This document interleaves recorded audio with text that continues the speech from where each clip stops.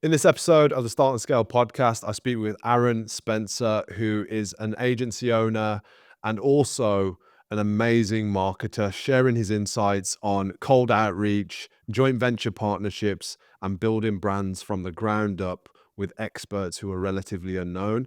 He shares amazing strategies in this episode. Let's jump into it. Right, Aran Spencer, the man, the myth, the legend. How are you, bro? How's life?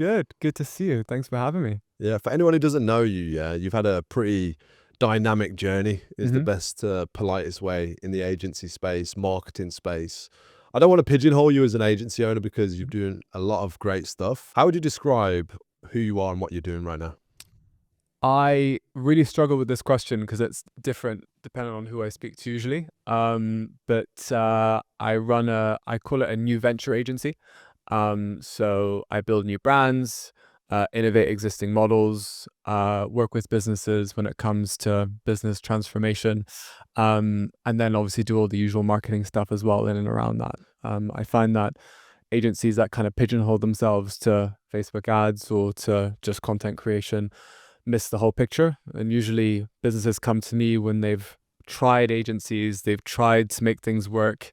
They've, done UGC content, didn't work, did lots of ads, didn't work, did lots of things from a marketing sense and didn't work, and come to me just to change things up almost entirely to try and make things work. So what you're talking about there is taking care of the entire process end to end on multiple services, right? Which is something I'm big on as well. 100%. Like taking a bird's eye view, like being able to take a step back and look at the whole picture strategically and go, look, okay, well, what's actually going on here? Why are we not seeing the results that we want to see? Yeah. And like looking at it almost like an equation and be able to go, right, well, the ads are good or the ads are not good.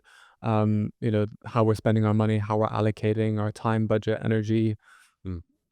Where are things being allocated? What are things being done? And then sometimes it just means we got to do better ads. Sometimes it's brand work. Sometimes it's product work. Sometimes it's like a product market fit problem. Sometimes it's just, they're running Google and not running Meta. We should start running Meta and not running Google. So yeah. Okay, cool. Let's go back into time. Back into time to the Aran Spencer I first met, right? When did we cross paths and where was your life at that point? I think I was final year university, and I followed you. I saw an ad. You've been running ads and doing ads. I don't know how many ads you've done over the years. Yeah, all of the ads you've done for yourself over the years. And I think one day I followed you and kept an eye on everything that you were doing. And one day I think decided to reach out. I think it was a few weeks after I left uni. I didn't know what I wanted to do, but I knew I wanted to start a company. I started many companies, some that were successful, some that were sold, some that weren't so successful. And I realized that I wanted to build a client service business as a foundation. So I didn't have an amazing product idea. I didn't have like a breakthrough app or whatever to build. And so I wanted to build a client service business, and I kept an eye on you, reached out. We had two lovely phone conversations. I remember it so well. I was sitting on my floor next to my bed, actually, staring at my cupboard. I don't know why I remember this so well. I remember the question that kind of took me by surprise, but I just loved it at the time. But it was, so how would you like to make that payment on the first call? And I was like, I was so thrown off by it. I was like, well, I've got, money here. So you make a transfer from this account, After the call, I was like, why did I need to tell him that?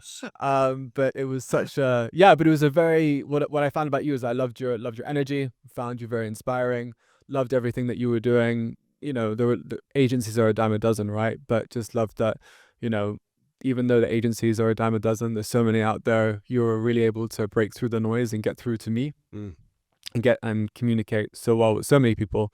So I decided to reach out. And it's really interesting, obviously, to hear your perspective of it, right? Because you never really know where somebody's at in their own journey until they tell you. And it's in retrospect that you can look back and be like, yeah, I was sitting on my... Did you have furniture? Yes, I did. Yeah. I did, but for some reason I didn't want to be where I usually was for that call. I don't know what it was. It was a weird thing. Yeah. Like most calls I take it from a desk, or I take it standing, or I take it looking out the window. Yeah. For this one, I've never done that since. I was sitting on the floor next to my bed, staring at my cupboard. I don't know why I was like that, but I've never taken a call like that since. But it's weird how you the first two calls we had, and the only two calls that we had prior to me working with you. I felt like I had to be in a different space, which is a weird thing. Yeah. But Obviously, we've become good, well, I'll say great friends Yeah. ever since. You've obviously become one of the biggest case studies, success stories from the agency partnership.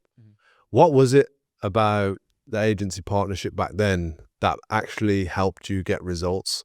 And of course, I've got my own perception of what that would look like, but where were you at when you started it, and where did you end up? so Because it wasn't just like a business. The reason why it's a massive subject for me with you, it wasn't like just a business consulting kind of agreement or arrangement. yeah, It felt a lot deeper than that for you. 100%. What does that look like from your? Well, because most people think that when they think about the start and scale mentorship or doing anything with you, they just think, oh, okay, I'm gonna learn ads, or I'm gonna learn sales, or I'm gonna learn whatever it is in order to help make their business successful. For me, I knew ads, I knew a bit of sales, I knew lots of different things, and I was able to kind of put it all together. But with you, sorry, I was able to put it all together. I couldn't really put it all together on my own. I kind of could. You can use duct tape and kind of put something together that kind of fits, but not really. I think you gave me the energy, the inspiration, the structure, and the guidance to be able just to really push and to push through. Because particularly in the early days of starting any business, it's really tough, and you need to see light at the end of the tunnel. It took a number of months for me to secure my next deal, as an example. But when I did secure that next deal, that particular client went on to make millions. And make, hundreds of thousands for my agency alone. Just that one particular client exactly, that I was able to sign. This is a client that flew you out on a plane, right? Yes. Yeah, a private plane. They booked you a flight to go out there. I remember that client. It was a multi-service deal. I'm also remember it because of the breakthrough for you that it was, because you charged the fee that you wanted to charge, which was what the services were worth. Yeah.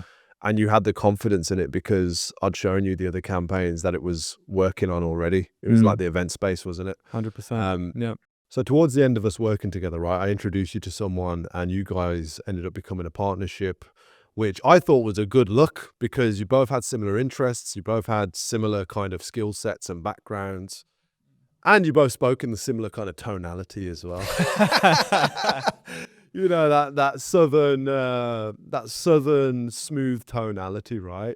You guys hit it off. What's the story there? What happened? Because after that, I was pretty much removed in terms of like understanding of what's going on. Yeah, I mean, it was funny. I think he definitely taught me a lot in the sense of building a network. And because I grew up in Ireland, I didn't grow up in London. I was born here, but then came onto the London scene and had bits of family here and there. But I had very few people within my network, quote unquote. My network is still really small. Yeah. So I think the first and foremost, what he was able to do was able to just expand out that network, allow me to meet people. Both, I have lifelong friends that I met through him that I wouldn't have otherwise. So I'm incredibly grateful for that. Incredibly grateful for his ability to be able to show me like, oh, you can enter these, circles and cliques and communities, be able to build friendships, get business, and those friendships and those circles that some of whom I'm still in contact with today, is still a percentage of my revenue today as my agency. Or my business today. So I think that was really, really helpful, really, really useful. Some relationships don't work out. Why does it sound like it's headed to a dramatic I end? mean, look, it's not. No, it's not. It's like talking about an ex-girlfriend. No, I mean, look, not at all. Some relationships work out. Some relationships don't work out. Yeah. And some, I'd say most. Yeah. Most relationships don't work out. Hence why I'm a single guy. Again. Again. Yeah. Most like most relationships don't, just don't work out. And the reason why is because, at the end of the day, you've got, your baby, your business, and you're obviously sharing this with someone. It's like sharing a car almost with someone, and you want to go this direction, they want to go in that direction. And sometimes, you just, the car can't go to two different places. So, it just worked out that, Yeah.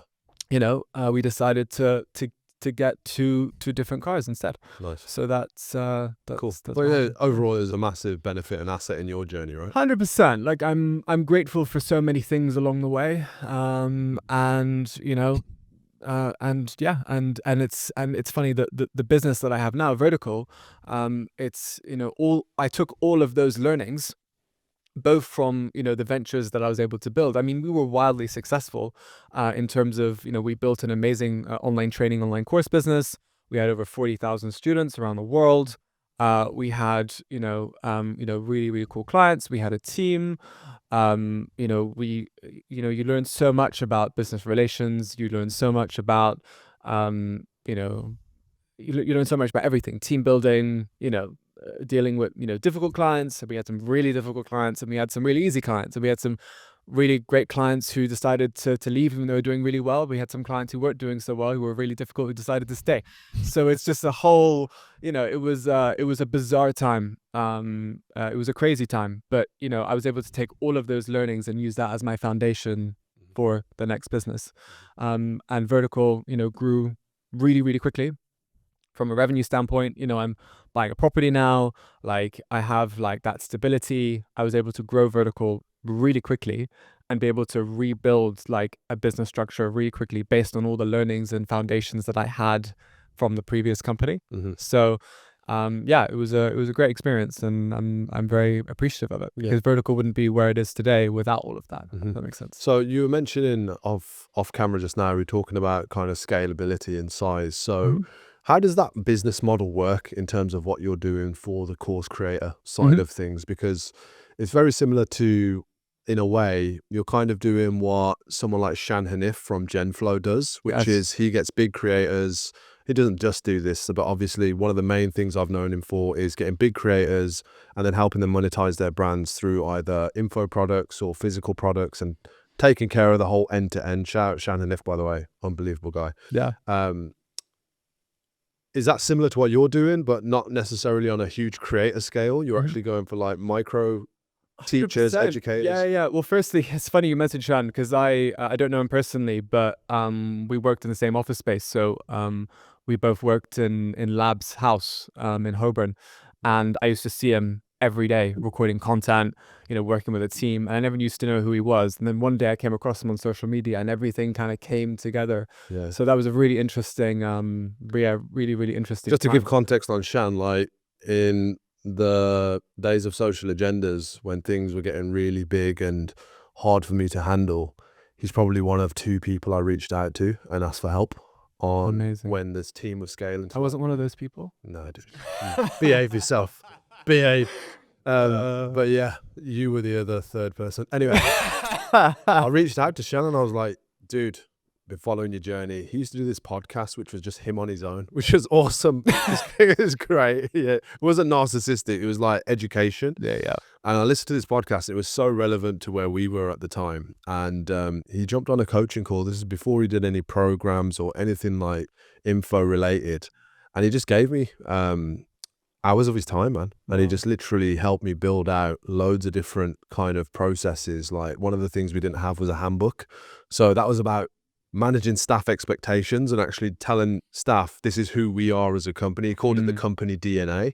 And I literally that Saturday, on that weekend after I had the call with him in the week, I went and built out this like 15-page document, just typing my life away about who we are as an identity. And without him, I wouldn't have done that. And that helped people then have expectations managed about what it meant to work as part of this team during and before they were hired as well. But yeah, it's interesting to know that you cross paths. Yeah, 100%. Yeah, super interesting. So yeah, back to the question. Yes. Is that similar to what you guys are doing? Yes. So Vertical, so I would say it's weird because we've got some really great clients, and they take up probably 80% of my time. Yet 80% of Vertical's revenue comes from our joint venture partners, which takes up probably about 20% of my time. So it's a weird. I should probably sort that out. Oh, no, Yeah. it's an But 80-20 rule in it. yeah, 100%. But yeah, so we've got joint venture partners. So we're almost like a publishing house. So think of a book publisher. You've got someone. The way I treat it is, I want to find people who are really, really good at what they do. So really, really knowledgeable.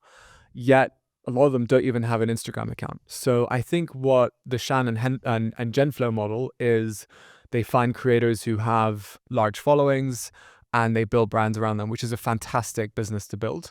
What I do is I find great people who have a lot of knowledge who have almost no social presence. And what I'm able to do is I'm able to, script it, work from a content standpoint to really get across not only who they are as people, which I think is the most important thing, because people only do business with people, really, particularly in the online training, online course space, but also be able to communicate their knowledge and their USP, which they wouldn't be able to otherwise do.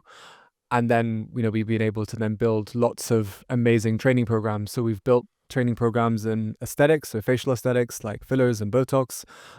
We've built things in really cool industries, really wild industries like tarot card reading, psychic and mediumship, astrology, astrological tarot, so mixing a tarot reading with astrology. So you're kind of like mining for experts. Yes. Was that tactical, or was that just because all these big creators, they're getting harassed, they're getting hit, and you obviously had to go there? Was it a tactical decision or what? Yeah, I mean, it was a tactical decision because there's a bit of blank space there, right? So, a lot of these people are kind of, I'm going to be super transparent now. I always find people who have gray hair, who are not good at social media, who aren't being bombarded, have a few private clients, and kind of really like the tarot and psychic reader that I have, who has like 20,000 students around the world. She's doing super well. Like it's an amazing joint venture that we have. She was ready for retirement, and now she's shifted from retirement mode to being the happiest that she's ever been. She says like her happy space, which she hasn't been able to find for such a long time, is be able to sit down and teach her massive group of students on our live training programs. She's been able to send her kid, I say kid, young adult, to university and to accommodation, student fees, all of that she wouldn't have been able to otherwise do. She's extending her house. Like her life has changed, and I think I've changed so many lives of these people who aren't going out and creating content, aren't putting themselves out to the world.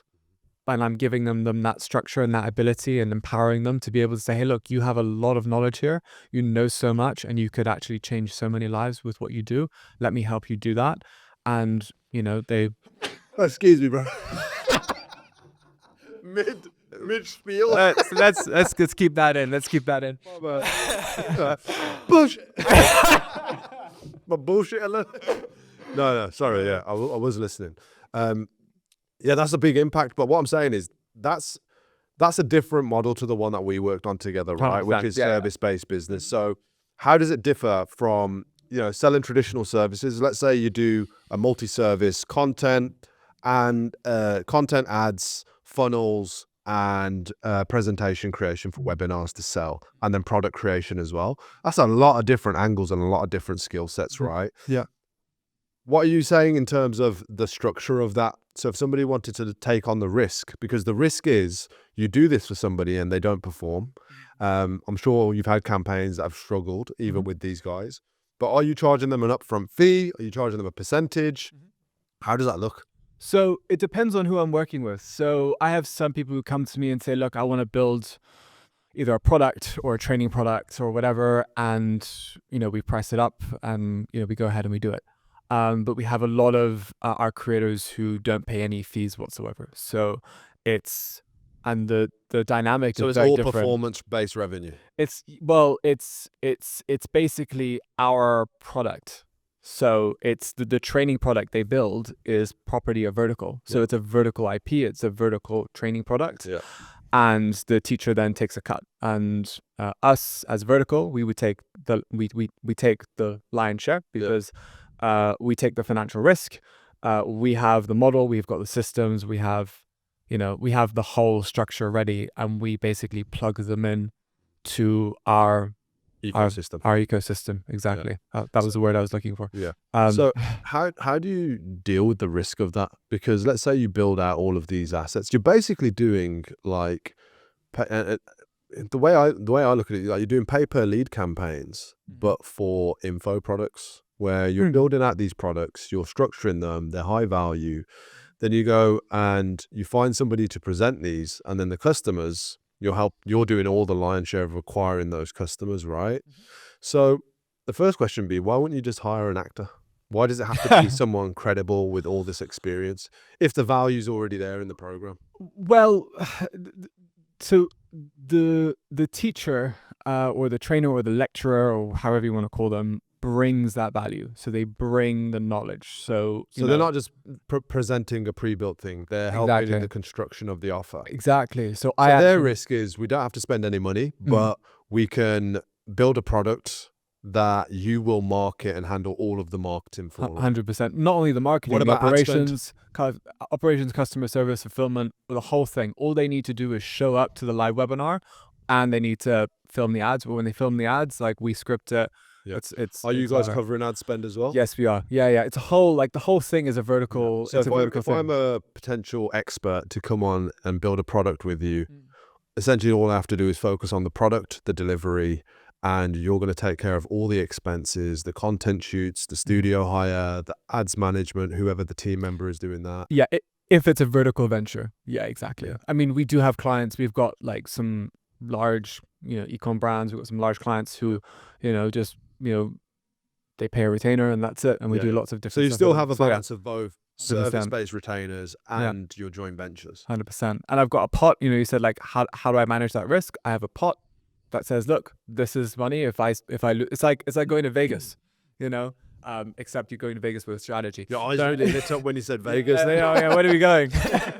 But it's like going to Vegas. Like, you go to Vegas, you say, look, I've got $5,000 as an example. And if I lose it, I'm not going to lose any sleep over it. And if I make 3,000 or 10,000 or 20,000, great. So I have a pot allocated towards coaches, towards joint ventures. And I use that and sometimes when we go, there are times where we would go into big deficits, like £20,000 before we make a single high level sale in order to make our money back. So we do invest a lot of money into our programs, content writers, building the presentations, helping with online course builds, all of the admin, the advertising spend as well, because even though we are selling products from the get-go, there is a deficit there every now and again. Of course, you launch ads today, the sale isn't going to come at 12 o'clock. 100%. Sometimes it does. Unless it's for Aran Branch. Yeah. You've had that experience as well. I have. Would you recommend that for somebody who's got a couple of retainer clients? Like when should somebody take that risk of maybe joint venturing and building out the whole ecosystem before? When they're really sure. Yeah. And so you got to back yourself, right? Yeah. As a marketer, you've got to 100%. back your skill set to execute, right? 100%. I mean, look, it's like, when should any agency owner go, hey, I'm going to leverage my own skills to build my own company, to build my own product business, to build my own training business? It's the same question, right? Yeah. And it's a really complicated question to answer, because there's obviously so many mitigating factors within that. It's, do you like if you lost £10,000 tomorrow, like would your business survive? Would you be okay with that? Because you need to be able to understand, like, a lot of these joint ventures won't work. I've been really lucky in the sense that most of them have worked. Pretty much all of them have worked. One or two have not done so well, and that's that. But I've been really lucky in the sense that the vast majority of them have worked. And that's because I was able to build a model that works really, really well, really lock it in. So if a new coach comes in a new industry that I'm really interested in, or I think could be big, like I'm plugging them into an ecosystem, a structure that I've already pre-built. The amount of work I need to do is very minimal. We have all the systems, we have all the processes, we have everything locked down. So the risk is actually very minimal, because I'm taking a very tried and true proven system that I can take them through. So you've got to lock that down first. Yeah. And the best way to lock that down is with clients. Exactly. So if you've got clients who have product-based businesses, test new things with them. Lots of UGC content, lots of static creatives, tests, What about Performance Max campaigns? Are you doing that? Like, and then like take a step back and look at a bird's eye view. Like, what has this company actually done to be successful? And be really strategic about it. It's not just about ads, not just about product, not just about brand. It's all of these things combined. Are you able to put all of these things together and figure out, okay, what is the secret sauce? And one of my favorite agencies is, oh God, they just skipped my mind now. Red Antler.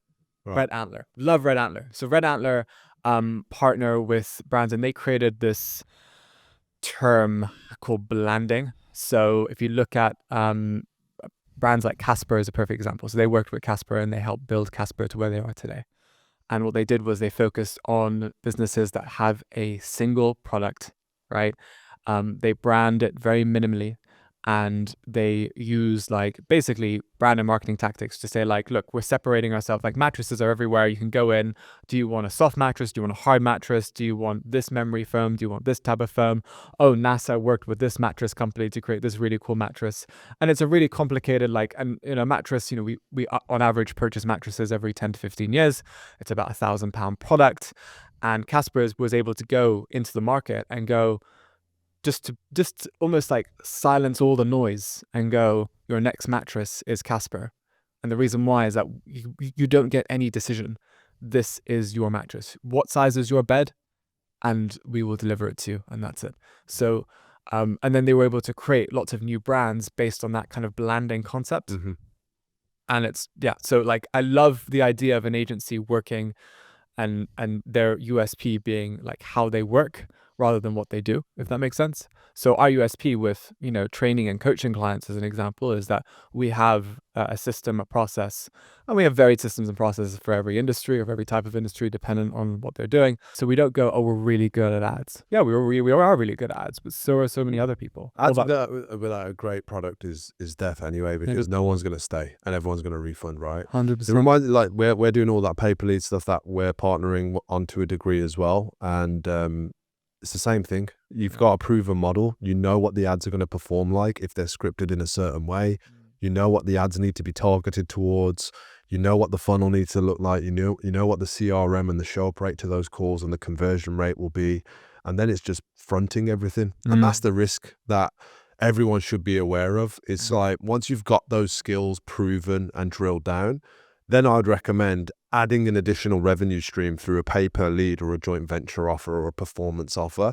But most people get misled in the agency space with these performance offers because they're not ready yet. They don't have the skills or the track record, and then they end up trying to build their own thing. They've got no sales skills or lead gen skills for themselves. They tried to sell it. They've built it all. They've got no one to sell the leads to, 100%. For example. So I think you've got to be very careful at what point you actually take that risk on. And like you said, you've got to be able to afford for it not to make money in the first 30 days. Like one of our financial industry campaigns, it made a loss in its first month. And we did over multiple 5 figures in revenue in sales. But the costs and also the learnings that take place, even though you're using a proven system, it can still fail and need optimizing depending on the niche you're going into, because everyone's different. Every vertical's different. No pun intended. One thing I wanted to ask you was, what are some of the things about agency life that you really disdain? There's that many. This podcast is sponsored by the Start and Scale Agency Partnership, which is all about bringing the best marketers together to connect, collaborate, and grow, getting their clients amazing results, and growing their businesses and agencies together. If you are an agency owner or marketer looking to scale this year, click the link in the description box below to find out more about how we are bringing the best marketers together to connect, collaborate, and grow in 2025. So I've been very lucky in the sense that I was able to build vertical based on all of my learnings from my past company. So I was able to build a company that works around me rather than me working around the business, if that makes sense. I would say that the big issue. Oh God, how do I answer this question? So much, because it's like any business, right? Yeah, everyone has problems. The big thing about agency is that first and foremost, there are so many other people doing very similar things, if not the same thing, and you've got to be wary that you'll always be undercut. Mm-hmm. You'll always have other people, if someone comes to you, hey, look, we really want to do meta ads, we want to do them really well. They're not just having a conversation with you, they're having a conversation with 17 other people, and 16 of those are telling them absolute nonsense.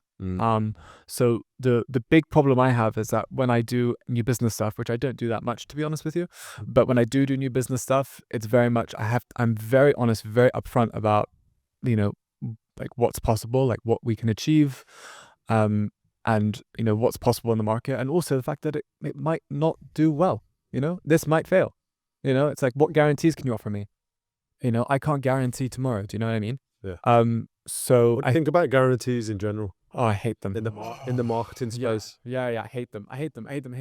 What, even though Hormozy is the one who plugged it and polluted the whole world? Hormozy is a great marketer, and I'm sure that he's built that into his model. Where I'm guessing, I'm not sure about that, but like, let's say he has like 10 people who sign onto his program, 1 or 2 might not do well, and he factors that into his revenue figures. Yeah, it does. It's in the book. Yeah. On average, the percentages of, fulfilling that guarantee are very small. So he's saying you'll make more sales with it. That's essentially the theory behind it.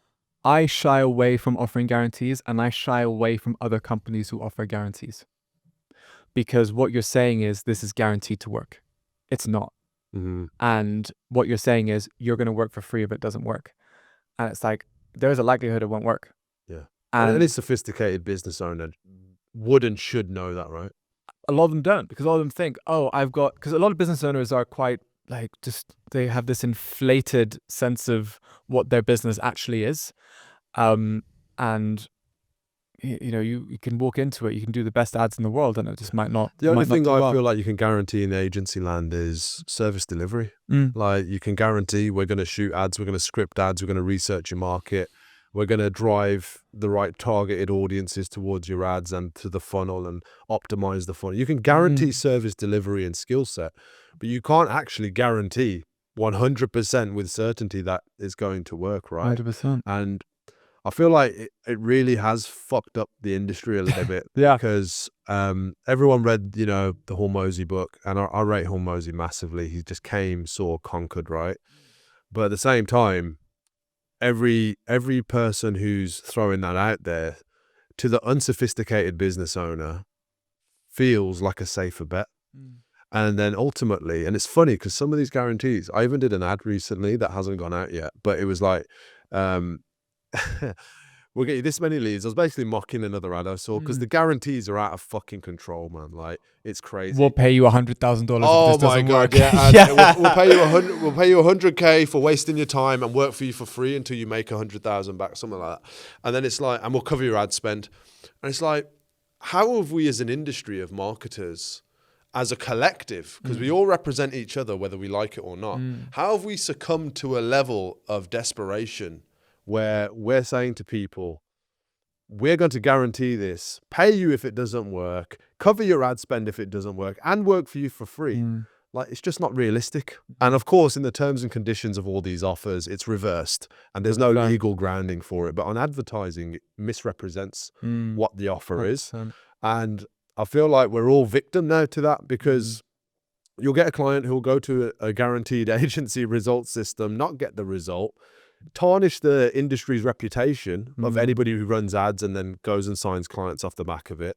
And it destroys that trust in marketers, which is already so fragile. 100%. Social media marketers, they're like they're like 5th in the top 5 of who you wouldn't trust on the internet, right?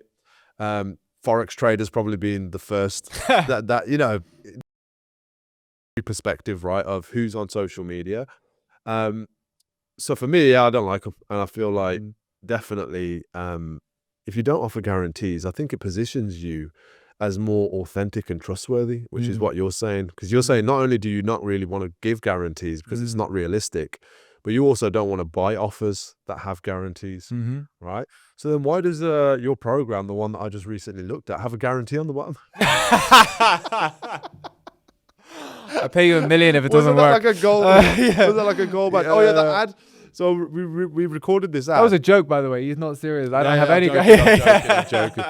We're all Not hypocrites. any offers going. We ran. We shot this ad, and basically I said, yeah, we'll get you this many book calls, and if we don't do it, we'll guarantee you a jet, right? Because this is how ridiculous. Pepsi, where's my jet? It's Yeah. like where does this ceiling end? You know what I mean? Where does Well, the no, ceiling begin? it's the opposite. It's the race to the bottom. All marketers are racing to the bottom because they're trying to outcompete each other. And the way I don't outcompete, I don't think I outcompete anyone, but the reason why that when someone who genuinely wants a service, more likely than not chooses me over others, is because I'm just able to just take a step back and have an honest conversation and say, look, okay, and be able to evaluate where they are right now, not only when it comes to meta ads or creative or brand or whatever, just be able to take a step back and go, look, okay, this is where you are right now. This is where you want to be. I believe it. This is what is realistic. You know, realistically, we might get, 60% of where your goal or objective is. And we need to do X, Y, Z in order to achieve what you actually want to achieve, but it's going to take X amount of time and it might not work at all. And I think it comes down to the higher quality of client that you should be aiming to attract. It's like marketing agencies have become bottom feeders because all of these programs that everybody's getting introduced to social media marketing through, not all of them, but a lot of them are all about signing those deals, converting the highest conversion rate, which is a metric you have to track. But having a 20% conversion rate and 10% of that conversion being on massive red flag clients that are going to be a nightmare to deal with, that are going to be almost impossible to get results for because of the variables in their business, is not a sustainable agency to want to build, right? 100%. So I feel like because it's almost like this point system of how many clients do you have, how many retainers are you, how much retainers are you bringing in per month? It doesn't matter what the quality is. And it's like it's like baking a cake with the wrong ingredients.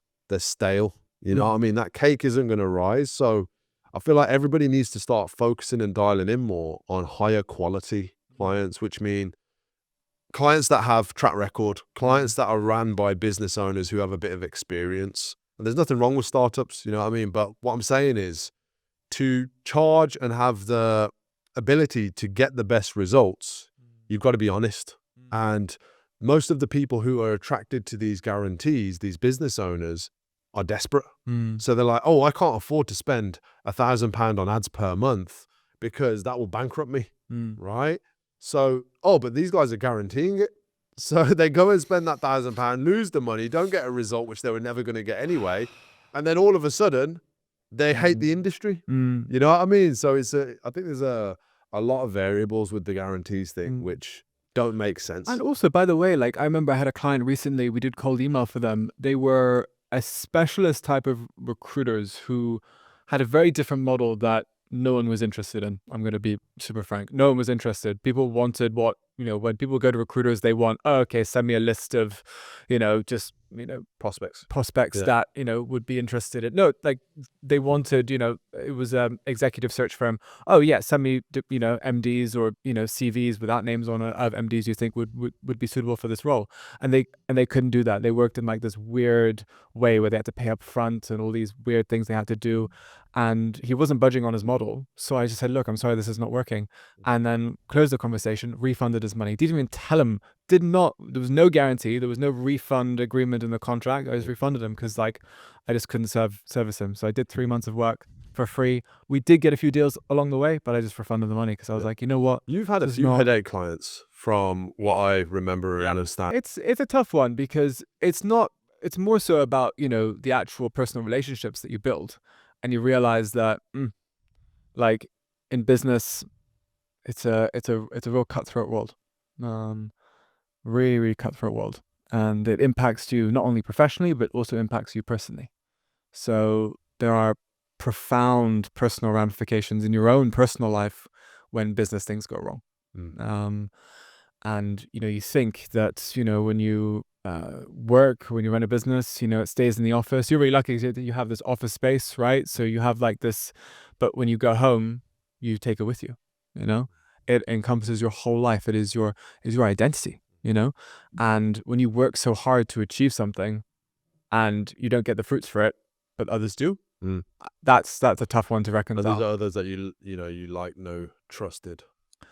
Yeah, that were very close friends. I would spend more time with them than I would with family. And they became my circle, my close So circle, what did you learn from that my whole close unit. experience? The first thing is I knew what was happening at the time, so the learnings were there at the time anyway. So I think the biggest outcome that I have now, the biggest thing that I've taken from this is that you've got to have your own very solid foundation in your professional life as well as in your personal life. So you've got to have a very solid foundation that almost protects you. So Vertical is my company. We are doing lots of different things. I've got a great team. I've got great clients. Got great joint venture partners, and it's completely mine, completely protected. And if I decide I've got great friends who want to start businesses and have great ideas, and I really want to get involved with it. So I definitely want to do things like that.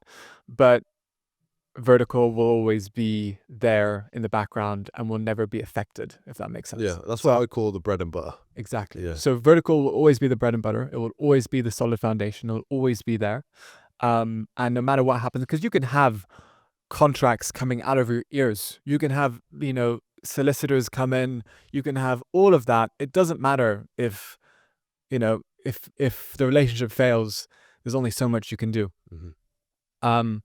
The big thing as well for me is that I hire and I work with people based on character, much more than skill. So everyone at Vertical, a lot of them started out knowing almost nothing about marketing. It's really weird. So I had two CVs on my desk, and I had two conversations. One who just knew everything about Google Ads and Meta Ads and all the things that they've done, and it was a great conversation about ads.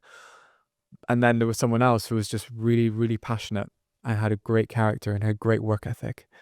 And I'm like, oh God, I'm going for that. Mm-hmm. And I trained them up on everything, and now they're the best thing that I could ever ask for. Mm-hmm. So I've got, this team of people who've just with great character. We message every day about personal things as well as like work things. It's just a great community and a great culture. Culture is so important within a company as well. Yeah. So, company culture, man. I'm not even going to go down that rabbit hole because I failed so miserably with my last business on building great company culture. And again, I referenced that call. That was one of those moments where I was like, man, this is toxic AF. 100%. And it comes from the personalities, but it also comes from the top. And it also came from me where I wasn't giving the time and attention to people that needed it because I was distracted by, the latest app investment that I was looking at or whatever I was doing. One thing I've recognized, and we spoke a little bit about earlier, is relationships and Aran Spencer, right?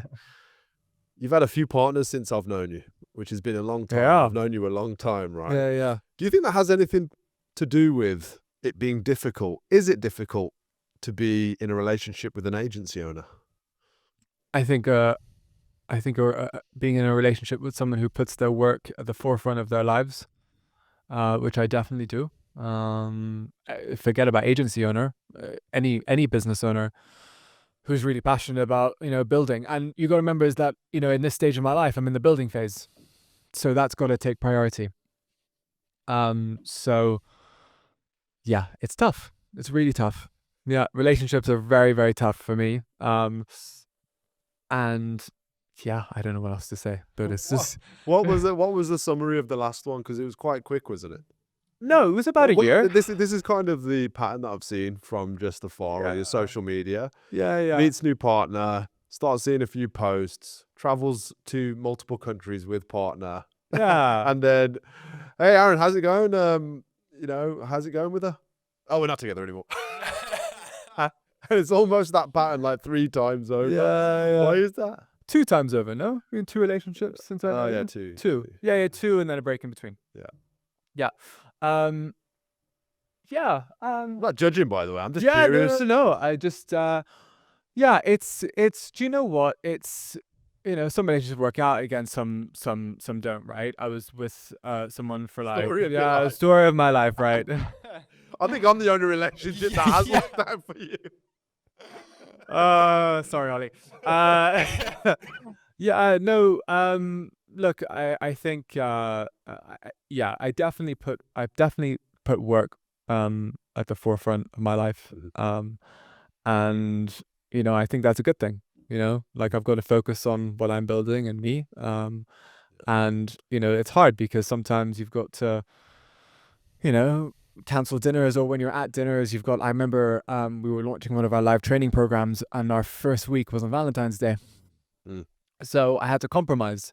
So we were at dinner and we were facing each other in the like at dinner, and I was talking to her, and then I had the phone in the corner with the live session Oh, right. on to make sure nothing went wrong, and something went wrong, so I had to Fix it. fix it. So I spent 20 minutes of that, 15 minutes of that, of that date on Valentine's Day fixing that. And some people understand that, some people don't.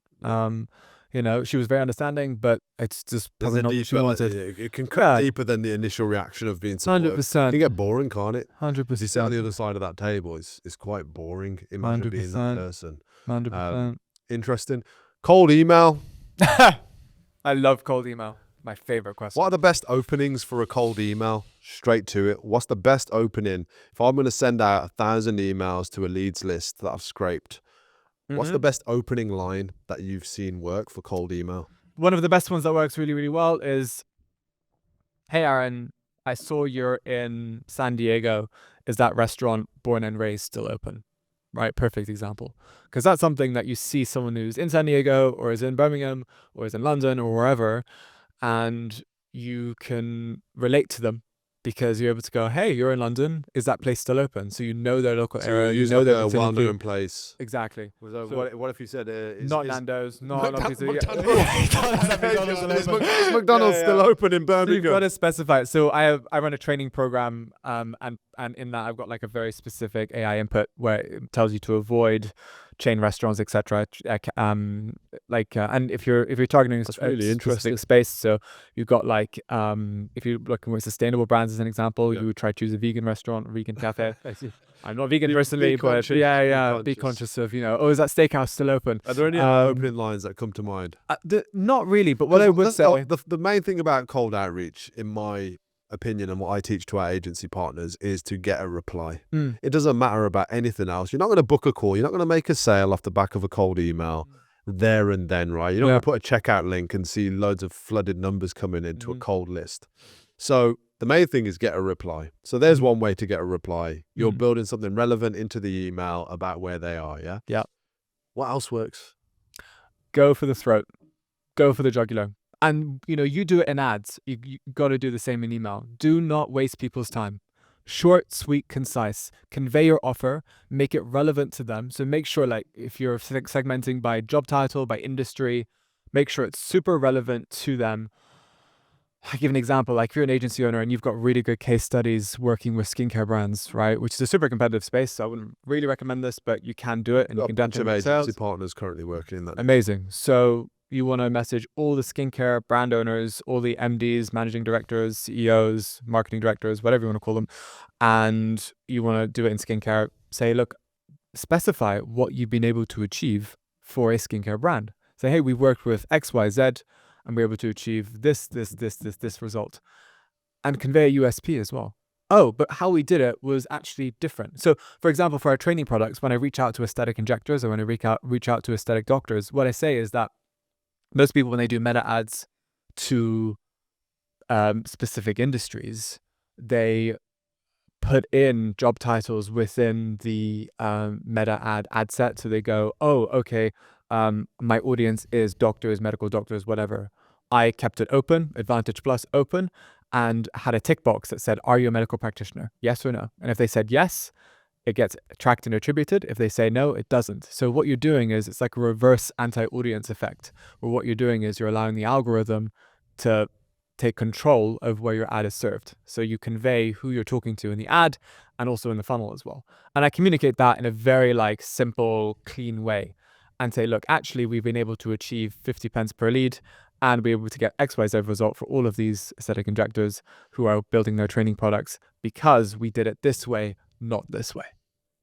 So make it super relevant. Don't waste their time. Be short and concise, convey a USP, and just don't be boring and don't go on about nonsense. Like, so many people are just sending me nonsense every day. It's like, oh, and then at the end it's go, oh, by the way, we help, and it's the same line. And don't, like, even if it's a good line, if it's overused, there's no point in using it. It's like, oh, we help agency owners generate 5 to 6 qualified meetings every week. Would that be of interest to you? Yeah, but No, it's you got, actually mean, would you be against? yeah, Would you be opposed to? yeah. Well, that's spin tax usually. So what spin tax is, which I'm sure you know, is that when you've got different variations of the same copy, so that the email inboxes don't register that you're sending the same email to everyone. Yeah. Split testing is also really important, just like with ads. You've got to look at it just like with ads. So split testing your subject lines, split testing your emails, try slightly longer version, slightly shorter version. And yeah, that's Nice. pretty I much appreciate it. the value there, bro. You're giving away some No gems. worries. Happy to help. What's the future look like for you now? Where are you focusing your attention? And what's the grand scheme of things financially from the business endeavors now? Because I know what they were back in the day. You achieved all of them. You hit your goals. Yeah. Is it now a case of you've got the lifestyle that you want to maintain and you do enough to maintain that lifestyle in your agency services and your joint ventures? Or is it you've got this bigger picture where you're trying to take it to another level financially? Yeah, so I mean, we're growing at a really fast pace, and I'm very grateful for that. And I want to stay on that same trajectory. I don't want to say that that the business is going to explode in that next like year or 2 years. Fingers crossed, though. What I would say is I want to be consistent in growth, which is first and foremost. I want to retain vertical as an incredible foundation. Train up the team, build up the team, have more people. Is definitely something that what I want to do, and have more of what I'm doing, which I think everyone wants more clients, more team growth. But I just want it to be consistent, to be stable. One big thing that I have that I want to make sure I always have is have like at least 12 months reserves. So having like, bank account that can sustain, if we lost all of our clients, all of our joint ventures partners tomorrow, our business is fine for 12 months. Which is not many agencies can say they have. That's super important to me. I'm super focused on safety and stability, but then coupling that in with growth. And I want to make sure that I have a foundation ready so that when this amazing product comes in, or when I've got, when you've got, let's say a product that's a really great product, but not doing well from a marketing sense, when great opportunities arise, I want to be fully ready, both financially, structurally, systems and processes, from a team standpoint, from a business standpoint. I want to be just as ready as I can be to take on that I'm that smiling challenge. because I'm having like a proud friend moment. Ah, Because you were like a kid when we worked together. And I'm looking at you now, and it's like you've completely redefined yourself with your experience and like what you've executed on. And it does make you proud, man, to have played a small part in that. One last question, bro. If you had to start from scratch tomorrow, yeah, which you've done, you started from scratch a couple of times. What would you do on day one? What would I do on day one? Short and simple. Short and simple is I would hone in on client acquisition day one. I know that's client just acquisition. client acquisition. You can only use one. You can't do them all. You've got I do cold email. Cold outreach. I do cold email. I do cold email. Wait. Let me ask you the question. You got cold outreach, ads, or social media outreach. When we're talking about cold outreach with you, we're generally talking about cold email outreach. So you got cold email, cold social media outreach, or ads. You've got a budget for each. So what would you choose? Super simple. I'd come up with a system or structure that I think would work really well for a specific industry. Wait, which one are you choosing? So no, because day one, right? You can only choose one. Oh yeah, I know. I'm only going to choose one. I'm going to choose cold email. I'm going to get there, I promise. But what am I going to do on day one, right? What am I going to do day one is I'm going to figure out a structure, a system, process, methodology to either acquire more clients for a certain business or help them achieve whatever goal they want to achieve. Pick an industry, pick a niche, And I don't believe in niching an agency. I don't believe in niches for agencies, really. I much prefer agencies that either specialize, who are really good at what they do or really good at how they do something. I don't believe in agencies that are like, we only work with mortgage brokers, right? I just don't believe in that. But you don't just work with mortgage brokers. You've got God protect the agencies that only work with mortgage Oh my brokers. God. Phenomenal industry. We've made some really great relationships there. But my goodness, God protect those who niche down and only work with Yeah. mortgage advisors. Yeah. Like I said, great industry, but oh my God, if it was the only one I had left, I still wouldn't do it. Mm. God protect those Oh my souls. God. There is yeah, a reason, by fair the enough. way. There's so much regulation.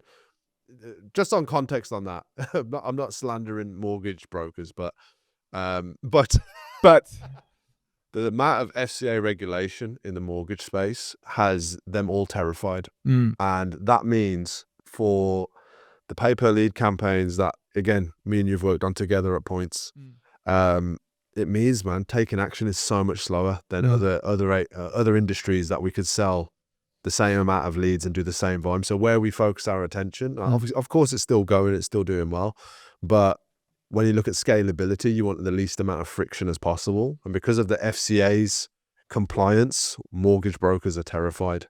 So we pivoted. We're still running it, but we pivoted away from the industry. But yeah, it's just funny you mentioned that one. Yeah. Of all, yeah, so yeah. you wouldn't go after mortgage brokers on day one as a niche? I would not. If you had to go after a niche, what would it be? Oh, that's such a good question. On day one, you got your system, you got your methodologies. I go a really niche, unusual, strange industry, esoteric, like Reiki, energy healing, something like that. Nice. And build like an online training course for something like that. Yeah. Tarot, Reiki, something like that. All right, bro. Yeah. Well, maybe someone will beat you to it. Who knows? Yeah. Thank you for coming and sharing, dude. It's just so great to catch Yeah. up with you after all these years. I'm a fan. Hey, dog. It's been a pleasure having you on, dude. Thank you for sharing the gems. If there's anything anybody should need from you, where can they contact you? Where can they find out about you? Yep. hello@aranspencer.com. Or just Instagram message at Aran, ARAN. Sorry, I got the Aran. You didn't. Sorry about that. My name's not spelled like that anyway. Yeah, but if it was, you'd have the handle. So it is available. I've seen it. I doubt that creator is ever going to let it go. yeah, fair enough. Anyway, Fair enough. thank you, brother. Thank you. Thanks for sharing. having me. You're welcome.